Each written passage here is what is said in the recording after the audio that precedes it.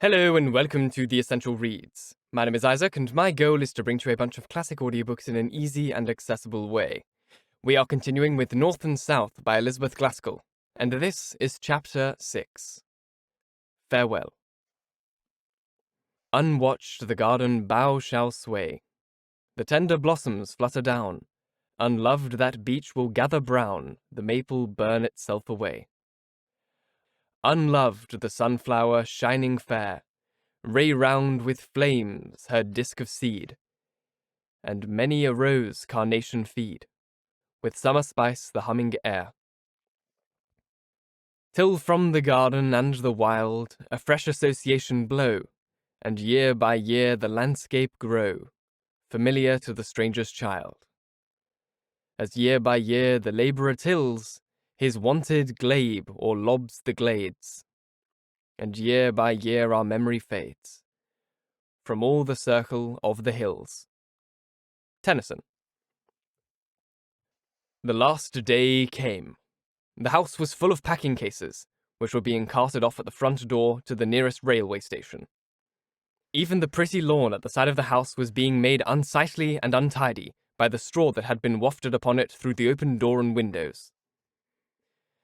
The rooms had a strange echoing sound in them, and the light came harshly and strongly in through the uncurtained windows, seeming already unfamiliar and strange.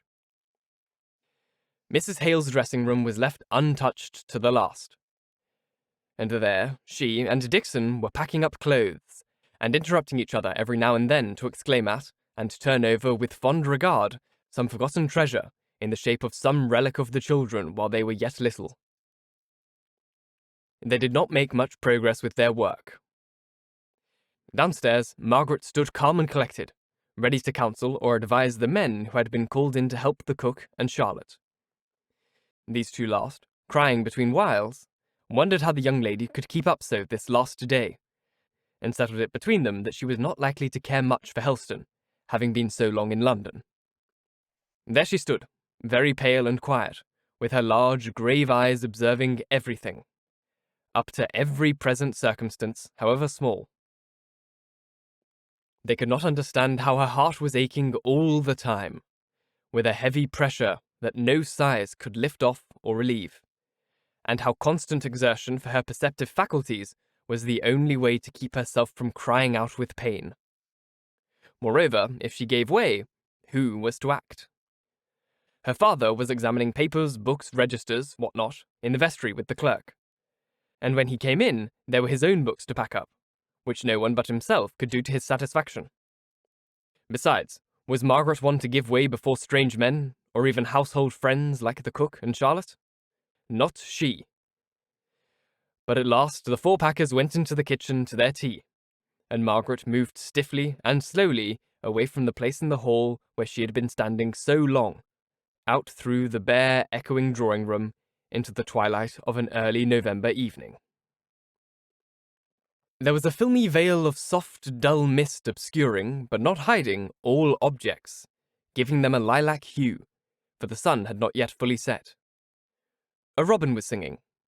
Perhaps, Margaret thought, the very robin that her father had so often talked of as his winter pet, and for which he had made, with his own hands, a kind of robin house by his study window.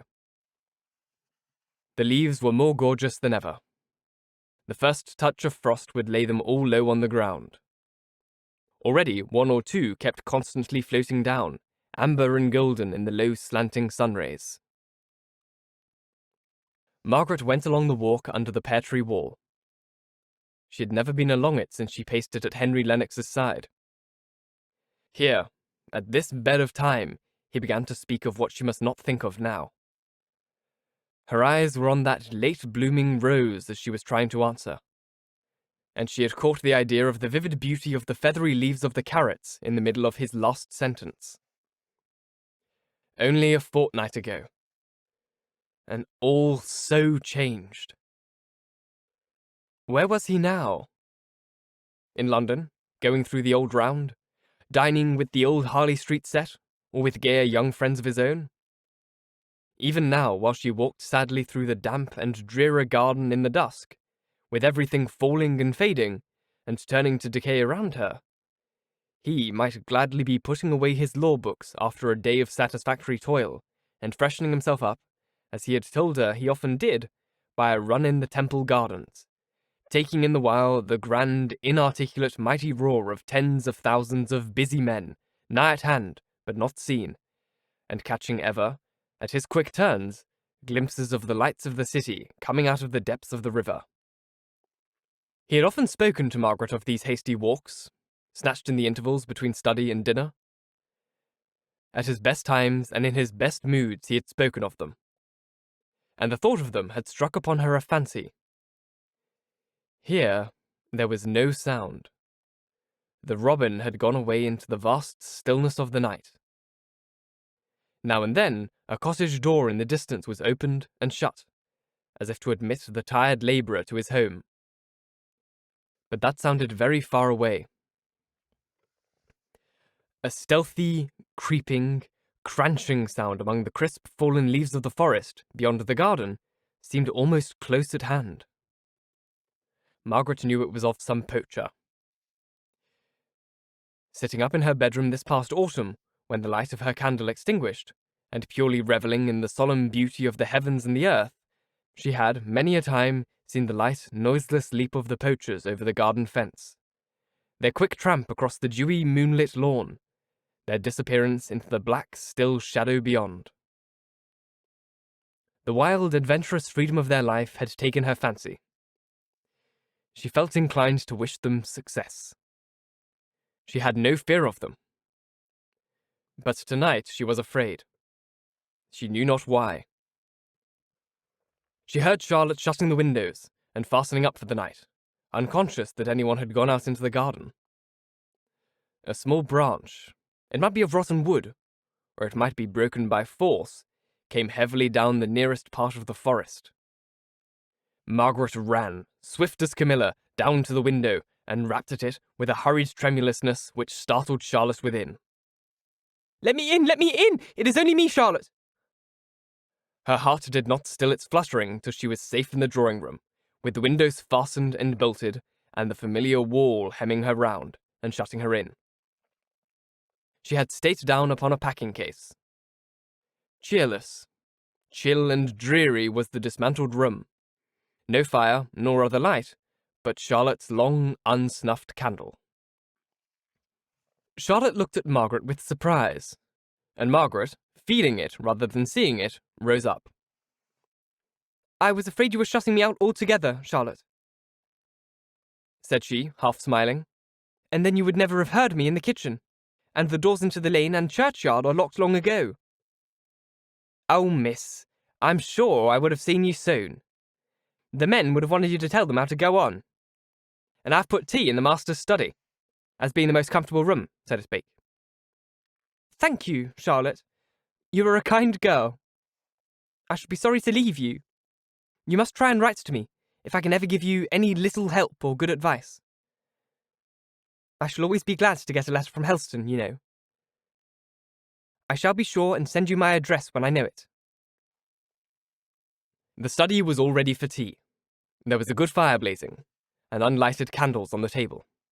Margaret sat down on the rug, partly to warm herself, for the dampness of the evening hung about her dress, and over-fatigue made her chilly. She kept herself balanced by clasping her hands together around her knees. Her head dropped a little towards her chest. The attitude was one of despondency, whatever her frame of mind might be. But when she heard her father's step on the gravel outside, she started up, and hastily shaking her heavy black hair back, and wiping a few tears away that had come on her cheeks she knew not how, she went out to open the door for him. He showed far more depression than she did. She could hardly get him to talk, although she tried to speak on subjects that would interest him, at the cost of an effort every time which she thought would be her last. "Have you been on a very long walk today?" asked she, on seeing his refusal to touch food of any kind. "As far as Fordham Beeches. I went to see Widow Maltby. She is sadly grieved at not having wished you goodbye. She says little Susan has kept watch down the lane for days past." "Nay, Margaret, what's the matter, dear?"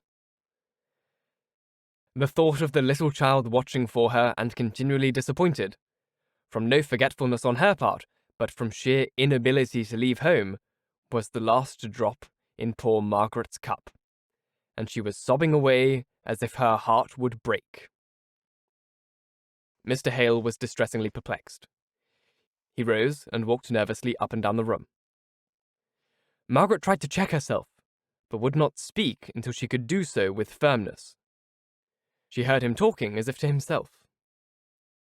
"I cannot bear it. I cannot bear to see the sufferings of others. I think I could go through my own with patience. Oh, is there no going back?" "No, father," said Margaret, looking straight at him and speaking low and steadily. "It is bad to believe you in error. It would be infinitely worse to have known you a hypocrite." She dropped her voice at the last few words, as if entertaining the idea of hypocrisy for a moment in connection with her father savoured of irreverence. "Besides," she went on, "it is only that I am tired tonight. Don't think that I am suffering from what you have done, dear papa. We can't, either of us, talk about it tonight, I believe," said she, finding that the tears and sobs would come in spite of herself. "I'd better go and take Mamma up this cup of tea. She had hers very early, when I was too busy to go to her, and I am sure she will be glad of another now." Railroad time inexorably wrenched them away from lovely, beloved Helstone the next morning. They were gone. They had seen the last of the low parsonage home half-covered with china roses and pyracanthus, more homelike than ever in the morning sun that glittered on its windows, each belonging to some well-loved room. Almost before they had settled themselves into the car sent from Southampton to fetch them to the station, they were gone and away to return no more. A sting at Margaret's heart made her strive to look out to catch the last glimpse of the old church tower at the turn, where she knew it might be seen above a wave of the forest trees. But her father remembered this too, and she silently acknowledged his greater right to the one window from which it could be seen. She leant back and shut her eyes, and the tears welled forth, and hung glittering for an instant on the shadowing eyelashes, before rolling slowly down her cheeks, and dropping, unheeded, on her dress. They were to stop in London all night at some quiet hotel. Poor Mrs. Hale had cried in her way nearly all day long, and Dixon showed her sorrow by extreme crossness and a continual irritable attempt to keep her petticoats from even touching the unconscious Mr. Hale, whom she regarded as the origin of all this suffering. They went through well-known streets, past houses which they had often visited, past shops in which she had lounged, impatient, by her aunt's side, while that lady was making some important and interminable decision, nay, absolutely past acquaintances in the streets. For though the morning had been of an incalculable length to them, and they felt as if it ought long ago to have closed in for the repose of darkness, it was the very busiest time of a London afternoon in November when they arrived there. It was long since Mrs. Hale had been in London, and she roused up, almost like a child, to look about her at the different streets, and to gaze after and exclaim at the shops and carriages. "Oh, there's Harrison's, where I bought so many of my wedding things. Dear, how altered. They've got immense plate-glass windows, larger than Crawford's in Southampton. Oh, and there, I declare. No, it is not. Yes, it is. Margaret, have we just passed Mr. Henry Lennox? Where can he be going among all these shops?" Margaret started forward, and as quickly fell back, half smiling at herself for the sudden motion. They were 100 yards away by this time, but he seemed like a relic of Helstone.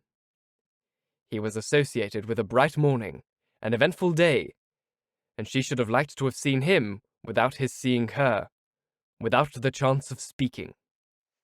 The evening, without employment, passed in a room high up in a hotel, was long and heavy. Mr. Hale went out to his bookseller's, and to call on a friend or two. Everyone they saw, either in the house or out in the streets, appeared hurrying to some appointments, expected by or expecting somebody. They alone seemed strange and friendless, and desolate.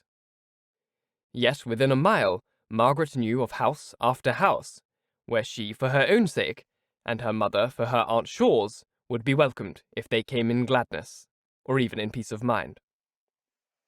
If they came sorrowing and wanting sympathy in a complicated trouble like the present, then they would be felt as a shadow in all these houses of intimate acquaintances, not friends.